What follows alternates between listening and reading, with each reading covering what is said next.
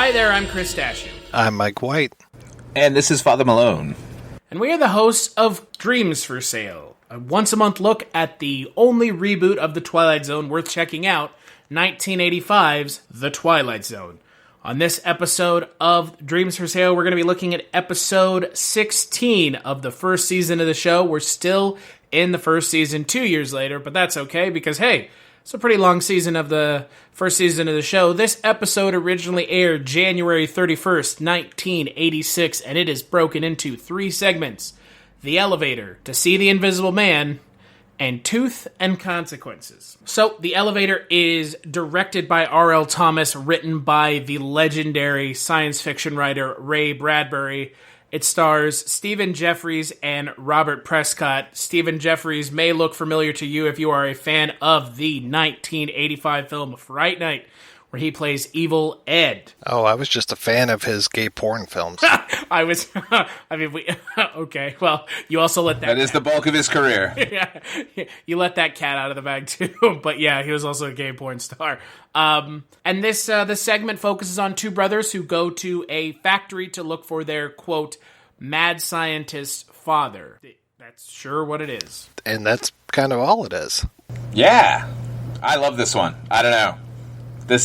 Now, this might be me just being nostalgic, but I was, 12 years old when I saw this for the first time. Scared the shit out of me. I actually turned the television off and did not watch the other 2 segments, which I had seen, in reruns later, but for me, there's nothing more terrifying than a giant spider, and this hit me where I lived, so I can't speak to the quality of it now. I think seeing the giant spider is a bit, as it's coming down the elevator shaft, is a little bit hokey.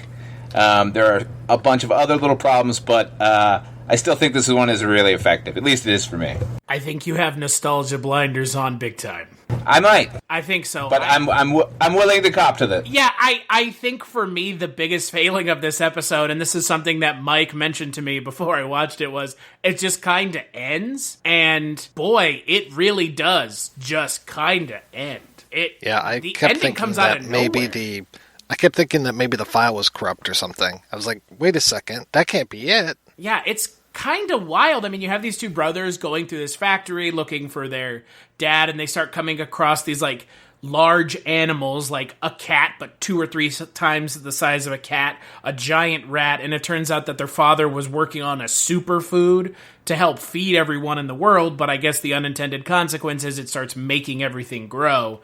And so this spider, I guess, was eating the grown animals, or... God only knows. Again, when we say nothing is explained, and while I'm okay with that for the most part, most of the time, it almost doesn't explain anything to the detriment of the episode segment. Disagree. I think this is just ordinarily this would be the bridging story in between. I'm not sure why they stuck it at the outset, but I think you got exactly what you needed to get.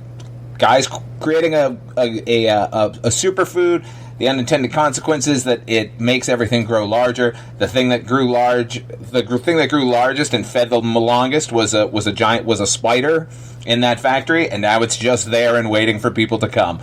And then they get eaten. I mean, I didn't need to know anything that happened after it. The story starts with them, it ends with them. That's even in a non-nostalgia way. I appreciate how sort of quick and gut punchy it is when this thing finally eats them, and then it's just over. It's I don't know. I mean, they could have. Maybe it's just me. They could have had the spider teased throughout the segment. I don't understand why all of a sudden it's just, oh, there's a spider. The end. That feels so non-climactic because they had an opportunity to build to it and they didn't. I think actually. Well, that's funny because watching it again now, what the brothers are saying to one another, I actually felt like it was almost giving away too much. Where they kind of keep mentioning well, what could have eaten these, and then they mention what kind of an experiment can you just leave on its own and only come and check on every once in a while, And, then they cover that up with, it could be just he's growing a food or a plant or something or other. But clearly, I think all the dialogue sets up the fact that there is a spider in there. At least there's some creature that the father has been nourishing and growing, and then it ended up eating him. So yeah, I like that it came in and came out pretty quick. I kind of like you. The time it was given. That's for sure. I like you. I wish that it was more the middle segment rather than the first one, just because it was so like, whoa, what just happened? I was settled in for something that would last a lot longer. Considering how the other two segments are quite, not long, but they take a while to get going, it is kind of weird that this is, the first, out of the gate quick one. And again, it's also a story written by Ray Bradbury, and it's so quick. It almost needed to be in the center, because I think if it had been in the center, I think it may have been more successful in the pace of the segment, but watching it as the first segment, I don't think did it any favors. No, I believe they probably intended it to be that, and then I'm sure somewhere down the line somebody said, Ray Bradbury wrote this, we're fucking leading with it. So, to the detriment of it, because, the other Ray Bradbury story, the Burning Man with Robert's Blossoms, was fantastic as well. I like, I don't know, maybe they were just sort of trafficking in his legendary status and just put it at the beginning. But yeah, I mean, they could have even ended the episode with this one, and I think it would have been more effective than up at the front. Yeah, I don't think leading with it was the best call at all, period. It would have been like leading with the Uncle Devil's show. Why would you do that? You're taking this quick segment and you're just kind of throwing it to the wolves, and it doesn't help the pacing of the segment. No, and particularly because what's to come is effectively a comedic episode and a rather stirring episode, or stories, those two stories. So, leading with what is supposed to be the creepy one is just bad news. I do think put it in the center, put it at the end. Yeah, I agree. I mean, again, I don't think it's a bad segment. I think it's just kind of the way they have it in the episode. It kind of highlights the issues I have with the segment, and if it had been somewhere else, I think it would have been a different story, but that's not what happened. Like you said, they probably were trafficking in the name value of Ray Bradbury, which, to be fair, in 86, I mean, he's got, still in 2020, but, Yeah, I don't remember how this was advertised, but I'm sure it was Tonight on the Twilight Zone, Ray Bradbury, you know what I mean? All right, so let's move on to the next segment in the episode, To See the Invisible Man. It's a world much like our own, yet much unlike it.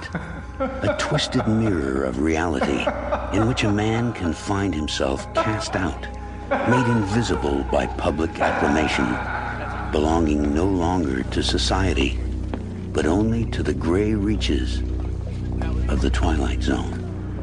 So this segment is directed by Noel Black, written by Stephen Barnes. It stars Cotter Smith as a man who is given a interesting punishment for being cold. He is marked to be interpreted by the community as invisible, and if people respond to him, they will get punished for the same thing, but he's not actually invisible. He's just meant to be treated invisible. It's a hell of a segment. This one really stuck with me after all these years, especially the scene of him in the cafeteria when the blind man comes over and he's finally got someone he can talk to, and then the woman comes over and just whispers invisible to the blind man, and he's just like, oh, you son of a bitch, and gets up and leaves. And it's like, oh, I can really feel for this guy.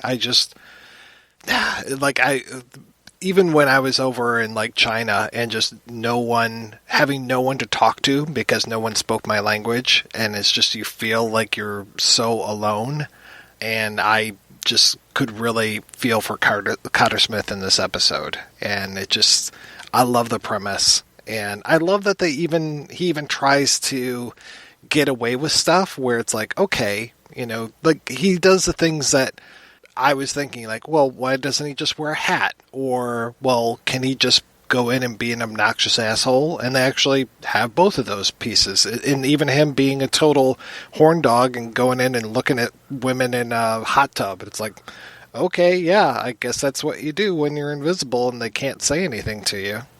And hey, you know what's even better? Something that we really didn't get a chance to talk about on a podcast that we have wrapped up. The Kolchak tapes, Cotter Smith played the Vincenzo character on the reboot. They gave him nothing to do, so we never got to see him. But that, looking back on it now, with how great he is in this episode, boy, that really just feels like an even bigger shame. Because he is fantastic in this segment. Yeah, he's also on that show Mindhunter right now, the David Fincher serial killer show. He plays the sort of head of the FBI behavioral division. He's really good at that, too. He's fantastic in this episode. Which I keep hearing is not going to get a third season, which seems absolutely ridiculous after they've been setting up the BTK killer for 2 seasons so far, and it's like, are we never going to get there? I mean, if that show doesn't get a third season, I don't know what I'm going to do, because it's been itching that Zodiac's, like that, like, part of me, like, just takes the place of watching Zodiac over and over, is watching that show. But, yeah, no, Netflix would rather make another season of God only knows what garbage. Tiger King! Season 2! Yeah. Let's get some more Schitt's Creek. I thought that was an HBO show, wasn't it? Schitt's Creek was Schitt's Creek? Not Probably. a Netflix show. Mindhunter. Oh, yeah. No, that was a Netflix show. Oh, really? Or was it Amazon Prime? What? No, it was either Netflix or HBO, but I guess it was Netflix. What was? Mindhunters? Mindhunter. Yeah. That was a Netflix show. Okay. That was a Netflix original. That was the other show that they worked on with David Fincher, outside of the first one with that guy who, we don't talk about, Kevin Shall Spacey. not be named. The Invisible Man. The Invisible Man. Who keeps making YouTube videos and trying to get people to watch them. Jesus Christ. I like this segment a lot. I mean, look, I don't think we can skirt the fact that it is a little heavy-handed. But it doesn't get so heavy-handed that it gets in the way of being an entertaining segment that has a message at the end. Yeah, I like it as well. I do, as you said, Mike, I appreciate the fact that the character engages in the activities that probably any of us would if we're deemed suddenly invisible. I do, however, just because when you get into speculative fiction, my mind always goes to all of the places that they're not answering. Like, his sort of first foray as an invisible man is him in this restaurant, and he's trying to order, and they're just ignoring him. So he's like, well, okay, I'll just get it myself. And he goes back and puts on the chef's hat and starts, like, ladling food onto his plate. And all I could think is, like, okay, so they say you're invisible, everyone's treating you that way, that's fine, but, like, you're out on the street, what if you just start, like, randomly punching people? Like, isn't there some sort of protocol that the police are going to go, yeah, you're actually visible, pal, and you're coming with us? Like, he's clearly thieving at that point. So, like, also, he can't work at his job, and I think this is something a lot of us are going through right now, not to date this particular podcast, but, like, how is he eating? How is he paying his rent? I was wondering the same thing. Yeah. Like, if you're gonna take pains to, like, explain all these other little things, like, if you put a hat on, it'll burn its way through, like, okay, that's cool, I guess, like, which, even at the time when I was younger and watched it, I thought, so get a hat that doesn't come up against your forehead. You know what I mean? Like, go buy yourself a 10-gallon fucking cowboy hat that's a little bit front-loaded there, and then you won't have any problems at all. Also, like, the idea that if you get hit by a car, which happens in the episode, like, you can't seek medical attention? Right. Like, that's crazy. Like you said, I mean, they go so far as to address that specific scenario where he gets hit by a car, but yet they don't address, like, how do you have money? Are you just supported by the government on unemployment? Or some sort of, like, here's your, 3 squares a day, and it's, like, essentially house arrest? Because, I mean, they could have explained it away with, like, an easy enough line, but they don't. And so, like, while it's a plot hole, at the same time, and it does kind of irk me that they don't address it, like, there's a lot worse things that these episode segments have done than not explaining a couple small plot holes. Yeah, I mean, these are quibbles I have that I think could make because I think it's a really good episode. I think these answers would make it even better. These aren't detractions to the overall enjoyment of this particular segment. I just, when you start opening doors in your speculative world, like you got to address the ones that are more obvious. That's all. I mean, this makes me want to go back and read the Robert Silverberg story, because I've read some of his fiction before and I really liked it. So I'm very curious to check this out. I found a collection of his short stories on archive.org, so I'm going to check that out and read it hopefully over the weekend. I'm sure he'll answer those questions. Well, probably. Maybe, or it might be 5 pages long and just something that they stuck into amazing science fiction stories, and it just made you think, didn't it? Yeah, maybe. I did like the ending, and I think that the ending is probably the smartest thing that the entire segment does, is they have this opportunity to kind of shy away from him learning a lesson at the end, and instead of turning away from that, they turn right into it. And I appreciate that, because like we were talking about 2 episodes ago with the Robert Carradine one, where they learn nothing at the end of the episode. He learns something here. The character actually goes in a transformative process, which for this show, sometimes they miss the mark with it or don't even attempt to do it at all. And I really appreciate that this segment gives you an actual full-fledged 15-minute arc for this character. Yeah, it's a remarkable ending. It's as good a twist as any of the nastier twists we get from the Twilight Zone. It is a little... it is amusing to think that there's a society that will punish you for being a cold human being, and then once you've learned your lesson, they're going to punish you for behaving in a warm and genuine way to somebody. Maybe that's the biting Twilight Zone-y portion of it. That feels like it has to be the irony of it, right? Kind of, yeah. I mean, it's a remarkable segment that it actually makes me want it to be longer, which is not too many of these that we've talked about over the last few months has done that to me. I would agree 100%. And considering what the third segment is, yeah. Yeah, I would have... Yeah, you could have taken up that time. Yeah, I would have rather had more of this maybe explaining some of the more finer intricacies of the world than the next segment, which is, well, let's just talk about it. Tooth and Consequences. Women, it is said, rarely go out with men who say, "Now spit." A good example, Dr. Myron Mandel, who put a tooth under his pillow and wished for love, but probably should have settled for a quarter. You know from that title it's going to be good. Yeah, right. Oh, yeah. Hell yeah, that is clever writing. Swear to God. So it is the final segment of episode 16. It is directed by Robert Downey, written by Haskell Barkin, and it stars Kenneth Mars as the Tooth Fairy and David Burney as Dr. Myron Mandel, a dentist who feels underappreciated, so he attempts to kill himself only to be stopped by the Tooth Fairy, who a monkey's paws him, essentially. You know, be careful what you wish for, and it's a monkey's paw episode, and it's a really, really, really lame, boring, and just bizarre episode. Just the central premise of it is strange. Stupid. it doesn't... Oh, no, don't mince words. It doesn't really stupid. Make any... I've never heard of anyone having a problem with a dentist, and, like, we all know they make bank. We all know that they have a medical degree. They go through all this stuff. So I don't know what his issue with. I've never heard anyone say all these horrible things about dentists that he thinks are there. I think you could actually go as far as to say, I've never heard anyone say this thing about dentists that isn't over the age of 10. Oh, true. Like little kids, sure, but like full-fledged adults being afraid to go to the dentist? I mean, dentists are a like, if you're a dentist, essentially most of everything you do is paid for by insurance, so people go every year multiple times sometimes. Mm-hmm. And you, like you said, you know you're making good money. So what is he complaining about?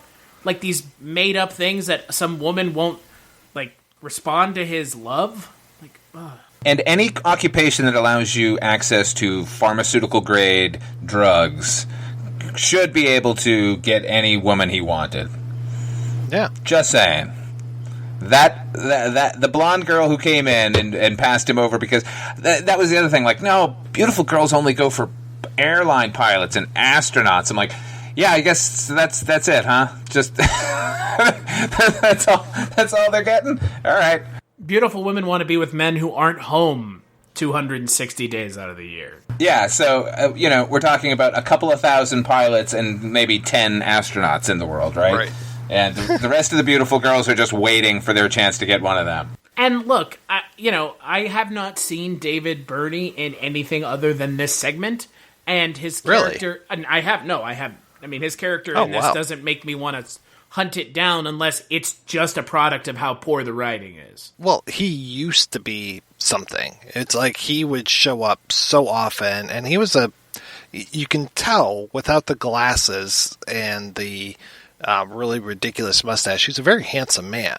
So he was cast as like the leading man on a lot of stuff, which was another problem that I had with this episode, where it was just like, okay, you're a pretty attractive dude, maybe a little bit of a makeover would help, but it's not like, I mean, I find Griffin Dunn to be attractive, but even cast like a Griffin Dunn, somebody short or schlubbier a little bit, or just go all out and cast somebody really super schlubby and, balding and all this stuff. So it's maybe more than just that you're a dentist. But with this, it's purely that he's a dentist because he's a handsome guy otherwise. He kind of reminded me of Harry Reams from Deep Throat. What it reminds me of is any movie that tries to, like, ugly up a girl that is clearly an attractive actress. Like, guys, come on. Yeah. Oh, she's wearing glasses. Yeah, she has her hair up. Oh, no. Like, what? What a dog. Yeah, what's the... with, like, Freddie Prinze Jr., where that's, like, the entire premise of the movie? She's all that. She's all that, yeah. It's like, oh, dear God, come on. Really? Like, you're not going to convince anyone that she's supposed to be ugly. Come on. And it's, like I said, I mean, I hadn't seen him in anything, but I did, like, look him up. And when I looked him up, I was like, that doesn't even look like the same guy in the episode. Like, he's clearly approaching, his, like, later years. But at the same time, like, they go so far to make him so just unappealing as a character. Yeah, he's so manic. And just all of these thoughts that are going through his head. I'm like, he needs a therapist. He doesn't need the Tooth Fairy. No. What's funny is... the Tooth Fairy shows up, and it's Kenneth Mars, who is actually known for being manic and insane, and is not that attractive a human being himself. Like, why did they cast these people completely incorrectly? That they should have swapped those two roles. Kenneth Mars shows up, and I'm like, is that John Goodman? And every time he speaks, he is doing like a Goodman-esque type delivery. And this one, he definitely is, yeah. Oh, yeah. I'm like, man, my goodness. He, like, John Goodman just missed out by being a little too young for this role, I think. But, yeah, I was really happy to see him in this. I mean, I love Kenneth Mars, but, yeah, he was completely miscast. He should have been the main character because you can rest everything on his shoulders. He can carry it. Absolutely. He would have turned it around. The only thing I've seen Kenneth Mars in is Fletch. And have you seen The Producers? But I don't remember it. I mean, it's been so... Did you see Young Frankenstein? Again. Oh my God. Hold on a second. I've seen both of those films, but I have not seen them recently enough to really have an opinion. I mean, it's not like Blazing Saddles, which I watch at least once a year, or Spaceballs, which I watch every couple of years, or my favorite Mel Brooks movie, History of the World Part 1. Like, I watch those with more regularity than I do The Producers or Young Frankenstein. So... I know he's in them. Well, that's a problem. Yeah, sure. Yeah. I mean, I know that those are Mel Brooks' like two most famous movies for a certain subsect of people who are fans of his: Young Frankenstein and The Producers. Young Frankenstein. Well, I think Blazing Saddles might be better than both of those, actually. Blazing Saddles is in my opinion, a perfect movie. It checks every box that I want.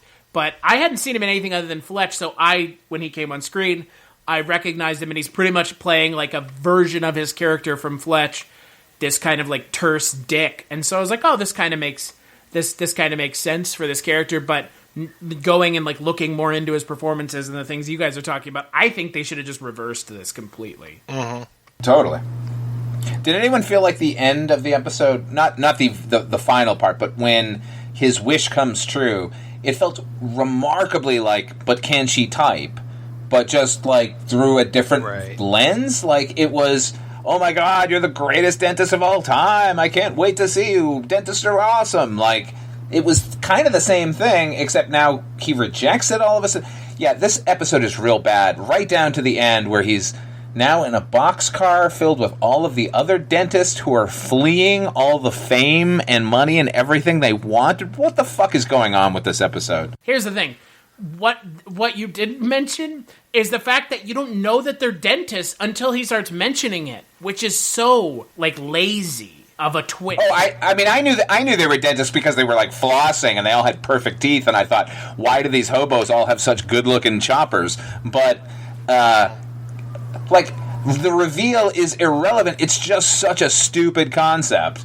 Like, hey, Twilight Zone people, write scary and maudlin and sci-fi stuff. Like, stay away from comedy. You guys are really bad at it. I mean, again, I don't think that they can't do comedy. I think they just haven't shown that they can, right? What's the difference? I mean, again, I'd like to give them the benefit of the doubt, but how many, let's just think here, how many comedy episodes have we seen? Like, episode segments. Is this the first? Well, no, Eye of Newton, which was actually funny. Now I'm gonna have to walk back my statement because Eye of Newton was good, and the Uncle Devil Show, which I think was a comedic one, that was also pretty good. So is that doesn't mean we haven't gotten any that have been bad. Dealer's Choice is comedic as well. Yeah, Dealer's Choice is totally fine. I take it back. Go, do you, Twilight Zone. I think the issue is we have had almost back-to-back bad comedic episodes with The Little People of Kalani Woods and Tooth and Consequences.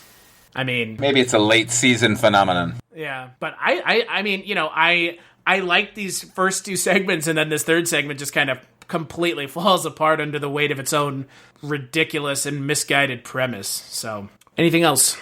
I don't think so. Cool. So on the next episode of Dreams for Sale, we're going to be tackling episode 17 of the show. It is broken into two segments. The first two-segment episode in quite a while, I think, since Eye of Newton, actually. We're going to be talking about Welcome to Winfield and Quarantine. Until then, where can people find you, Mike White? You can find me over at the Life and Times of Captain Barney Miller podcast, which is, comes out about once a month, kind of like this, where we talk about Barney Miller. And that's you and me, Chris. We talk about Barney Miller. That's what we do. We talk about... Are you saying we talk about Barney Miller? That's what I would like to say. If you can take away one thing, it's that we talk about Barney Miller. Oh, good. Where can people find you, Father Malone? You can check me out over on my YouTube channel, Odd 5 Films. Check out my show you've never seen. Also, listen to me with you, Chris, over on Chronicles from the Crypt about the HBO television series Tales from the Crypt. Another show that the company that put it out doesn't seem to care about, and you can find in its entirety on YouTube. So, yay! Yeah, just like this show, you can find all of the Twilight Zone 1985 episodes on YouTube, which is strange, to say the least, considering the algorithms for YouTube normally do a pretty good job of taking copyrighted stuff down. As for myself, Casualty_Chris is where you can find me on Twitter. I do a little podcast called The Culture Cast, and I do another podcast called Scary Stories We Tell. You can check those out. I plug them all on my Twitter. As always, big thanks to Roxy Drive and Neutron Dreams for the music. For Dreams for Sale, at Twilight Zone 85 on Twitter, and TwilightZone85.com is where you can find more of us. And we'll catch you on the next episode.